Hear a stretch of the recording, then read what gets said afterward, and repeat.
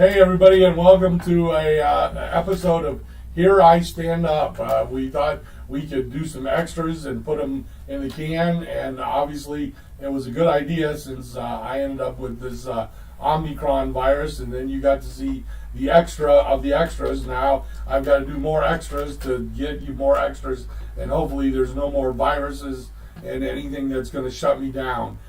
This is my little attempt at not doing stand-up comedy, but letting you know that I have been a comedian for now 33 years as a full-time person in the industry. And to give you a quick story, it isn't a laugh out loud necessarily, although this one A chuckle inside. a chuckle inside, a bright a thing that says, you know, life is definitely an adventure. And so let me give you this this quick adventure that I had. As I found out that my test results came back and that I was going to be okay to travel and not spread any viruses or anything like that, I had shows this past weekend in a little town called Winter Haven, Florida. Wow. Must be wintry there. Thank you. Good night, folks. And, see, he makes me laugh. Winter Haven was apparently developed because it was the rich people. Let's just be honest. The rich people that came to Florida to retire in the winter in Florida would be on the coast. That's where obviously the expensive land is, housing and everything like that. The more middle class people still wanted that climate and warm temperature, but found out there's a whole central part of the state. Now, granted, Florida's big and long, but there is a big part of the state that is not, immediately accessible to water. There's like a few lakes out there and things like that. And there was just like the reason the city is called Frostproof, Florida. There is a Winter Haven, and that was the middle class's destination.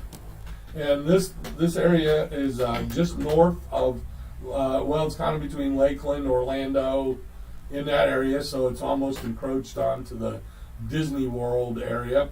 They opened, and when we send an LOL moment, they opened a comedy club for, I would say, winter snowbirds, called the LOL Club. Oh, wow. And if I can tell you, if you want to visit a little place, a little day trip, and you're down here, I would go down to Winter Haven, Florida. It is a quaint little community that's got a very vibrant, rebuilt downtown. To me, it's as close to being Andy Griffith of Mayberry for Florida as you can get. It's as far away from what I would call the Disney industrial complex as you can get. But yet it's it sets next to one another. And I put my GPS, just like we all do, and realized I got on the road and headed there. And you now get these voice commands. And I remember growing up that we had all these goofy, in Florida especially, these goofy names for tourist attractions. I mean, you had Six Gun Territory, and you had oh my goodness, Lion Country Safari, and all these, and a lot of really like goofy, kind of cheesy name. The Shell Factory, which was down in Fort Myers. I am on the road trying to get to this gig on Saturday, and man, I'm running late and not feeling great. I've got my voice going. I'm driving. And then on top of that, folks, those of you that know the toll roads, my SunPass account is overdrawn, and so every time I'm going through a toll road, I've got red lights going off, but I got to get to the gig, and I'm not going to pull over and put money in my SunPass account, so I just have to pay whatever penalty I have to pay for it. So I'm driving along, and I'm anxious, and I'm like, I'm going to be late. I'm not feeling good, and everything like that, and then the voice on my GPS goes, after these lights, turn right at Florida Reptile World.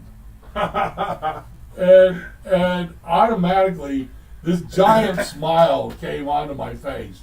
There is a little known, long term, cheesy tourist attraction with free orange juice that is called Florida Reptile World, just outside of Winter Haven, Florida. And basically, what it was the old 60s and 70s.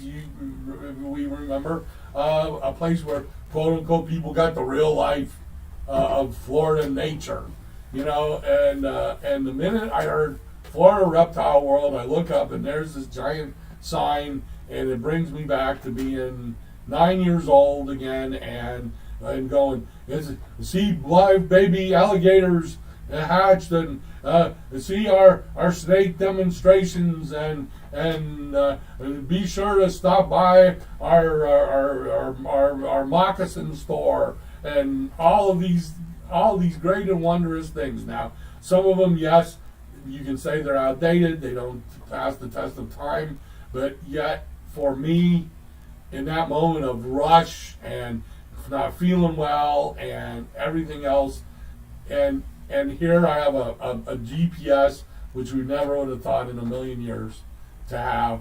I hear a voice that says, turn right at Florida Reptile World. I just wonder, folks, do we not take enough time sometimes to go back and think of how cool it was at Florida? It made me want to go back and look. I don't know if you remember, Jeff, or if they used to have these machines that would make you little souvenir things out of wax. Yes. Yeah, I have somewhere, someplace. I don't think I've got it anymore. And somewhere, someplace is my souvenir wax alligator, you know, which I'm sure melted 100 years ago from Florida Reptile World. And if I leave you today, it's with a smile on your face to say, wherever you lived, wherever you grew up, think of turning right somewhere of something that made you smile, and enjoy the day.